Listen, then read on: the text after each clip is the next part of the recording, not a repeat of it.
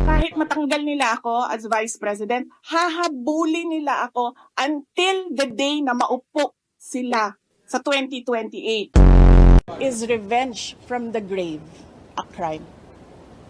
So I have to die first. They have to kill me first. So now they can't kill me anymore unless they want to die. I don't appreciate this kind of attitude, Madam Chair.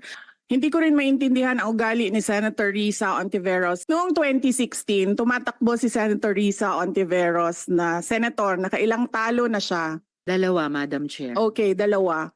Natatakot siya sa pangatlong talo niya, kaya pumunta siya sa Davao. Humingi siya ng tulong. Humingi siya ng tulong sa akin. Tinext niya ako. Pwede ba akong mag-follow up sa hinihingi kong tulong sa boto dyan sa Davao City? Nanalo na siya, at nung nanalo siya, anong ginawa niya? Siya ang pinakaunang umatake kay President Rodrigo Duterte. Anong tawag sa ugaling ganito? Napakadali nila ako tanggalin as mayor. Ngayon, hindi nila ako matanggal. They can drag me to hell. Ang papa niyo po ang naggawa ng desisyon against all Filipinos na may libing si Marcos Sr. sa libigan ng mga bayani. Ano na po ang nangyari ngayon? Nakalimutan na po ba ng nakaupo ngayon? Hindi ko alam. Pero isang beses sinabihan ko talaga si Senator Amy. Sabi ko sa kanya, kung hindi kayo tumigil, huhukayin ko yung tatay ninyo. Itatapon ko siya sa West Philippine Sea. Nandun pa yun sa group chat. Merong mga nakakita. Is this part ba of what you said earlier? Let's stick to the plan.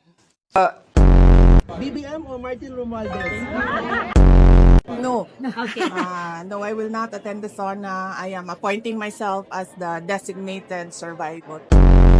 They have never seen a politician who has nothing to lose na IDGAF. Ginagawa niyo akong diversion? Wala. Talo na kayo. Masakit sa akin, Martin, hindi yung pagsira ng pangalan ko eh. Ang masakit sa akin, maalis mo man ako sa presidential race, hindi pa rin ikaw ang presidente. King ina mo. Walang buboto sa'yo. Please lang. There's nothing in you except money. Yan lang, Martin. Harapin mo yung katotohanan. Nanong kita kanina, sino ang appointing authority? Anong sagot mo? Secretary. Hindi mo alam. Nakita kita, sumagot. Camera. Tinutulungan ko lang kayo, sir, kasi napapahiya ang Pilipinas. Ganito ba ang House of Representatives? So, you may try to destroy me, you can skin me alive, and throw my ashes to the wind. But let it be known, you will find me unbowed.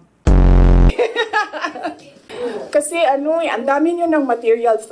Pag inubos natin lahat ngayon, wala na kayong trabaho bukas. Sa susunod na araw, sa susunod na buwan.